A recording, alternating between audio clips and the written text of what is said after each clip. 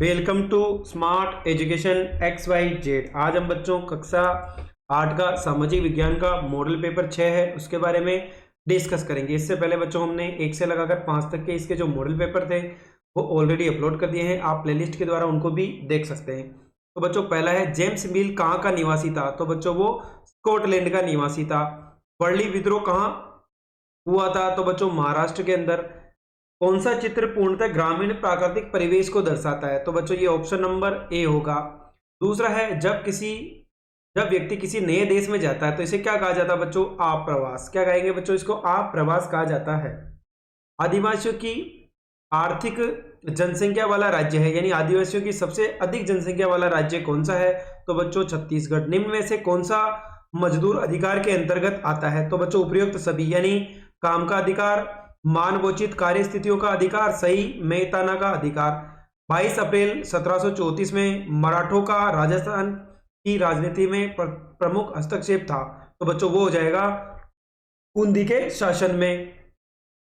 केवलादेव घना राष्ट्रीय उद्यान कहां पर स्थित है? तो बच्चों ये भरतपुर के अंदर स्थित है, यानी राजस्थान का जो भरतपुर जिला है उसके अंदर ये स्थित है। अगला सवाल है, क्वेश्चन नंबर 9 है। कोष्टक में बच्चों हमें भरना है खाली स्थान में कि हाशियाई, मृदा, साक्षरता दर और अधिक। तो बच्चों पहला है, स्थल रूप मृदा के प्रकार को निर्धारित करता है। तो पहले में क्या आ जाएगा? मृदा। खनिज निक्षेपों वाले क्षेत्र बच्चों क्या होते हैं? अधिक बसे हुए हैं। अगला है यहाँ पर कि हमारे देश में हाथियाई, क्या आ जाएगा बच्चों? हाथियाई तबके के लिए खास कानून और नीतियां बनाई गई है। जनसंख्या की साक्षरता दर, यहां पर क्या आएगा बच्चों? साक्षरता दर से किसी भी क्षेत्र की सामाजिक एवं आर्थिक स्थिति का पता लगाया जा सकता है। खंड ए को खंड ब से मिलाना है। पहला है, एक इकाई क्षेत्र में रहने वाले लोगों की संख्या क्या कहलाती है बच्चों? वो कहलाती है जनसंख्या घनत्व। मेडिकल कॉलेज जैसे पेशेवर स्थानों की दाखिला क्या कहलाता है? Cut off. अपक्षय की प्रक्रिया से इसका निर्माण होता है। तो बच्चों वो हो जाएगा मृदा का निर्माण। पढ़ने एवं लिखने में सक्षम व्यक्ति क्या कहलाते हैं बच्चों? साक्षर जनसंख्या कहलाती है, यानी जो लोग पढ़े लिखे होते हैं वो क्या कहलाता है बच्चों? साक्षर जनसंख्या। अगला है क्वेश्चन नंबर 11, सत्य असत्य बताना है। कम दूरी के लिए बसें ही सार्वजनिक परिवहन का सबसे महत्वपूर्ण साधन है। बिल्कुल सही है। जननी एक्सप्रेस गर्भवती महिलाओं एवं नवजात शिशुओं को चिकित्सा संस्थानों तक लाने ले जाने के लिए कार्य करती है। बिल्कुल सही है। IM शक्ति फंड योजना का मुख्य उद्देश्य बालिका संरक्षण में संलग्न व्यक्तियों एवं संगठनों को स्थापित करना है। बिल्कुल गलत है बच्चों। प्रत्येक व्यक्ति को पर्याप्त जन सुविधाएं मुहैया करवाना सरकार की जिम्मेदारी है। ये भी क्या है बच्चों? बिल्कुल सही होगा, गलत नहीं है बच्चों। ये क्या होगा? सही होगा। अगला सवाल है क्वेश्चन नंबर 12, मुनरो ने दक्षिणी अफ्रीका के लिए रेतवारी व्यवस्था का चुनाव क्यों किया? मुनरो को लगता था कि दक्षिण में परंपरागत जमींदार नहीं थे, वहां पर काश्तकार की कई पीढ़ियों से जमीन पर खेती करते चले आ रहे थे, अतः मुनरो ने सीधे काश्तकारों से अनुबंध करने की बात सोची, अतः उसने वहां के लिए रेतवारी व्यवस्था का चुनाव किया। अगला है बच्चों लघुत्तरात्मक प्रश्न है, दीवानी मिलने से ईस्ट इंडिया कंपनी को किस तरह फायदा हुआ? तो बच्चों दीवानी मिलने के कारण कंपनी को बंगाल के विशाल राजस्व संसाधनों पर नियंत्रण मिल गया। भारत में चीजों के खरीदने के लिए कंपनी को अब ब्रिटेन से सोना चांदी नहीं मंगवाना पड़ता था। बंगाल से प्राप्त राजस्व से कंपनी अब भारत में सूती और रेशमी कपड़ा खरीद सकती थी, अपनी फौजों को संभाल सकती थी और कलकत्ता में किले दफ्तरों के लिए निर्माण की लागत उठा सकती थी। शिक्षा के बारे में टैगोर एवं महात्मा गांधी के विचारों में अंतर बताइए। मंदिर प्रवेश आंदोलन के जरिए अंबेडकर क्या हासिल करना चाहते थे? तो टैगोर और महात्मा गांधी शिक्षा के बारे में भिन्न मत भी रखते थे। गांधी जी पश्चिमी सभ्यता और मशीनी एवं प्रौद्योगिकी की उपासना के कट्टर आलोचक थे, जबकि टैगोर आधुनिक पश्चिमी सभ्यता और भारतीय परंपरा के श्रेष्ठ तत्वों का सम्मिलित चाहते थे। इसलिए इन्होंने शांतिनिकेतन में कला, संगीत और नृत्य के साथ साथ विज्ञान और प्रौद्योगिकी की शिक्षा पर भी जोर दिया। 1927 में BR अम्बेडकर ने मंदिर प्रवेश आंदोलन की शुरुआत की। 1927 से 35 के बीच मंदिर प्रवेश के लिए उन्होंने 3 ऐसे आंदोलन का नेतृत्व किया जिनमें उन्हें महार समुदाय के लोगों की बड़ी संख्या में हिस्सा लिया। अम्बेडकर पूरे देश को समाज के अंदर जाति पुरावों की जकड़ में दिखलाना चाहते थे। अगला सवाल है, दावानल के कारण एवं नियंत्रण के उपाय बताइए। तो तड़ित झांझा के कारण प्राकृतिक अग्नि का लगना, लोगों की लापरवाही के कारण घास फूस में जनित उष्मा के कारण अग्नि का लगना, स्थानिक लोगों, उद्यमी एवं शरारती लोगों द्वारा किसी उद्देश्य से अग्नि लगना, शिक्षण द्वारा अग्नि लगने से रोकना, प्रशिक्षण बिंदुओं एवं भूमि चौकसी एवं संचार जाल के द्वारा अग्नि लगने का शीघ्र पता लगाना। अगला बच्चों क्वेश्चन नंबर 16 है, संसाधन संरक्षण से क्या आशय है? पेड़ पृथ्वी पर पेड़ पौधों एवं परितंत्र की सुरक्षा एवं संरक्षण हेतु सुनिश्चित करना क्या हमारा कर्तव्य हो सकता है? तो संसाधनों का सतर्कता पूर्वक उपयोग करना, उन्हें नवीकरण के लिए समय देना संसाधन संरक्षण कहलाता है। पेड़ पौधे एवं पारितंत्र की सुरक्षा एवं संरक्षण सुनिश्चित करने के लिए यह देखना कितना पर्याप्त है कि सभी नवीनीकरणीय संसाधनों के उपयोग सतत पोषणीय है, पृथ्वी पर जीवन की विविधता संरक्षित की जाए, प्राकृतिक पर्यावरणीय तंत्र की हानि को कम से कम किया जाए। अगला बच्चों क्वेश्चन नंबर 17 है, जिसके अंदर हमें भारत का मानचित्र राजस्थान का मानचित्र दे रखा है, जिसके अंदर चूरू, जयपुर, बाड़मेर, जोधपुर और बारां को भरना है। तो बच्चों ये क्या हो जाएगा? चूरू हो गया, ये हमारा जयपुर हो जाएगा, बारां, जोधपुर और बाड़मेर हो जाएगा। अगला है बच्चों यहाँ पर कच्चे माल के उपयोग के आधार पर उद्योगों के विभिन्न प्रकारों को स्पष्ट कीजिए। तो कच्चे माल के उपयोग के आधार पर उद्योगों को 4 प्रकारों में बांटा गया है। कृषि आधारित उद्योग, ये उद्योग कच्चे माल के रूप में वनस्पति और जंतु आधारित उत्पादों का उपयोग करते हैं। खनिज आधारित उद्योग, ये उद्योग कच्चे माल के रूप में खनिज अयस्कों का उपयोग करते हैं। समुद्र आधारित उद्योग, ये उद्योग सागरों और महासागरों से प्राप्त उत्पादों का उपयोग कच्चे माल के रूप में करते हैं। वन आधारित उद्योग, ये उद्योग वनों से प्राप्त उत्पादों का उपयोग कच्चे माल के रूप में करते हैं। अगला है बच्चों यहाँ पर प्राथमिक एवं तृतीयक क्रियाओं में अंतर। प्राथमिक क्रियाएं में उन क्रियाओं को सम्मिलित किया जाता है जिनका संबंध प्राकृतिक संसाधनों के उत्पादन एवं निष्कर्षण से है, जबकि तृतीयक क्रियाओं में वे प्राथमिक क्रियाएं और तृतीयक क्रियाओं के विकास में सहयोग प्रदान करती है। प्राथमिक क्रियाएं प्राय एक परिवार के सदस्य मिलकर करते हैं। तृतीयक क्षेत्र की क्रियाएं कई लोग मिलकर करते हैं, कृषि, पशुपालन, मत्स्य पालन आदि, बैंकिंग, परिवहन, बीमा और आदि। अगला है क्वेश्चन नंबर 20, भारतीय संविधान में समानता का अधिकार क्यों है? तो बच्चों कानून की नज़र में सभी लोग समान है, अर्थात सभी लोगों को देश में कानून बराबर सुरक्षा प्रदान करे। राज्य, धर्म, जाति, लिंग के आधार पर किसी भी नागरिक के साथ कोई भेदभाव नहीं कर सके। सार्वजनिक स्थलों, खेल के मैदान, होटल, दुकान, पार्क आदि पर सभी को बराबर पहुंचने का अधिकार हो। रोजगार के मामले में राज्य किसी के साथ भेदभाव न कर सके। भारतीय संविधान में समानता के अधिकार में भारतीय नागरिकों को समानता के उक्त अधिकार प्राप्त किए गए हैं। इस दृष्टि से भारतीय संविधान में नागरिकों के बीच सत्ता के भेदभाव को रोकने एवं राज्य द्वारा सबको समान व्यवहार करने के लिए समानता का अधिकार आवश्यक है। अगला है भारतीय धर्मनिरपेक्षता क्या है? तो भारतीय संविधान में कहा गया है कि भारतीय राज्य धर्मनिरपेक्ष होगा। भारत के संविधान के अनुसार केवल धर्मनिरपेक्ष राज्य ही निम्नलिखित बातों पर ख्याल रख सकता है। कोई एक धार्मिक समुदाय किसी दूसरे धार्मिक समुदाय को न तो दबाए, कुछ लोग अपने ही धर्म के अन्य लोगों सदस्यों को न दबाए, राज्य न तो किसी खास धर्म को थोपेगा, न ही लोगों की धार्मिक स्वतंत्रता छीनेगा। अगला है क्वेश्चन नंबर 22 है, राजस्थान के प्रमुख उद्योगों के उदाहरण दीजिए। तो बच्चों यहाँ पर राजस्थान में प्रमुख व्रत उद्योग, सूती वस्त्र उद्योग, सीमेंट उद्योग, शक्कर उद्योग, इसके अलावा राज्य में धौलपुर, उदयपुर में कांच उद्योग, जयपुर, कोटा, भरतपुर, चित्तौड़गढ़, श्रीनगर में वनस्पति घी उद्योग, नागौर में नमक उद्योग। बाल अधिकार 4 मूल सिद्धांतों पर आधारित है: जीने का अधिकार, सुरक्षा का अधिकार, विकास का अधिकार और सहभागिता का अधिकार। अगला सवाल है बच्चों क्वेश्चन नंबर 23, जहां पर हमें निबंधात्मक प्रश्न पूछे जाएंगे। 3 प्रश्न पूछे जाएंगे, प्रत्येक प्रश्न बच्चों हमारा 4 नंबर का यानी 8 नंबर का होने वाला है। तो चलो देख लेते हैं। स्वदेशी आंदोलन क्या था? ये कौन कौन से उद्देश्य थे? इसके अंतर्गत क्या क्या कार्य किए गए? ब्रिटिश सरकार द्वारा भारत के शासन के प्रत्येक जिम्मेदारी लेने के तहत क्या कार्य किए गए? स्वदेशी आंदोलन वह आंदोलन जो बंगाल के विभाजन के बाद शुरू हुआ, उसे स्वदेशी आंदोलन कहा जाता है।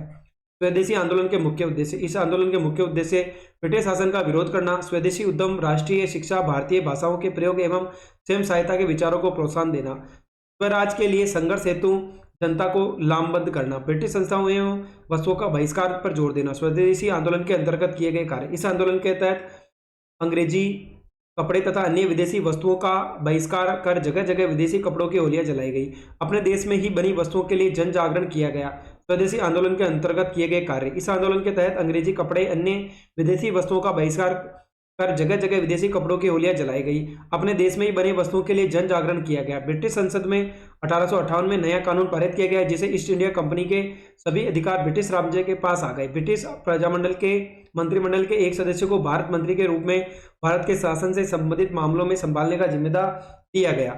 उसे सलाह देने हेतु इंडिया काउंसिल नामक परिषद का गठन किया गया। भारत में गवर्नर जनरल को वाइसराय का ओहदा देकर इंग्लैंड के राजा रानी का निजी प्रतिनिधित्व घोषित कर दिया गया। अगला सवाल है बच्चों अथवा का प्रश्न, खिलाफत आंदोलन और असहयोग आंदोलन में गांधी जी की भूमिका का वर्णन करिए। मेरठ में 1857 के विद्रोह के प्रारंभ होने की घटना का वर्णन कीजिए। खिलाफत आंदोलन और असहयोग आंदोलन में गांधी जी की भूमिका। 1920 में अंग्रेजों द्वारा तुर्की के सुल्तान के अपमान से भारतीय मुसलमान अंग्रेजी सरकार के खिलाफ थे तथा जलियांवाला बाग हत्याकांड से भारतीय नेता वैध थे। गांधी जी ने मुसलमानों के खिलाफ खिलाफत आंदोलन का समर्थन करते हुए असहयोग आंदोलन चलाया। 1921-22 के दौरान यह आंदोलन व्यापक हो गया। विद्यार्थी, वकील, शिक्षक तथा आदि इसमें शामिल थे। ब्रिटिश शासन ने विदेशी शासन का बहिष्कार किया गया, लेकिन 1922 में चोरा चोरी की हिंसक घटना के बाद आंदोलन को गांधी जी ने वापस ले लिया, क्योंकि वे हिंसक आंदोलन के विरोधी थे। अगला है बच्चों 29 मार्च 1857 को मंगल पांडे नामक सिपाही ने बैरकपुर छावनी में अपने अफसरों पर हमला कर दिया। इस आरोप में उसे फांसी पर लटका दिया गया।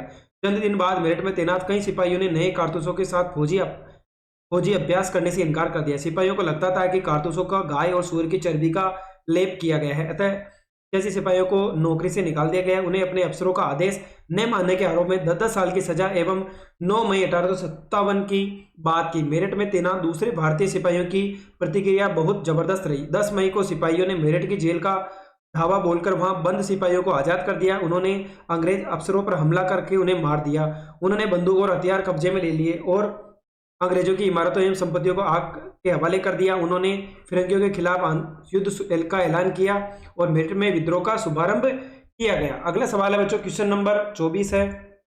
अगला है यहाँ पर क्वेश्चन नंबर 24, कानून को कायम रखने एवं मौलिक अधिकारों को लागू करने के लिए न्यायपालिका का स्वतंत्र होना क्यों जरूरी है? नए कानून के निर्माण में नागरिकों की भूमिका को स्पष्ट कीजिए। तो बच्चों यहाँ पर आएगा कानून को, बच्चों होगा कानून को कायम रखने एवं मौलिक अधिकारों को लागू करने के लिए न्यायपालिका का स्वतंत्र होना जरूरी है। स्वतंत्र न्यायपालिका विधायिका और कार्यपालिका द्वारा शक्तियों के दुरुपयोग को रखकर कानून के शासन को कायम रखना है। स्वतंत्र न्यायपालिका देश के नागरिकों के लिए मौलिक अधिकारों की रक्षा में ही अहम भूमिका निभाती है, क्योंकि अगर किसी को लगता है कि उसके अधिकारों का उल्लंघन हो रहा है तो वह अदालत जा सकता है।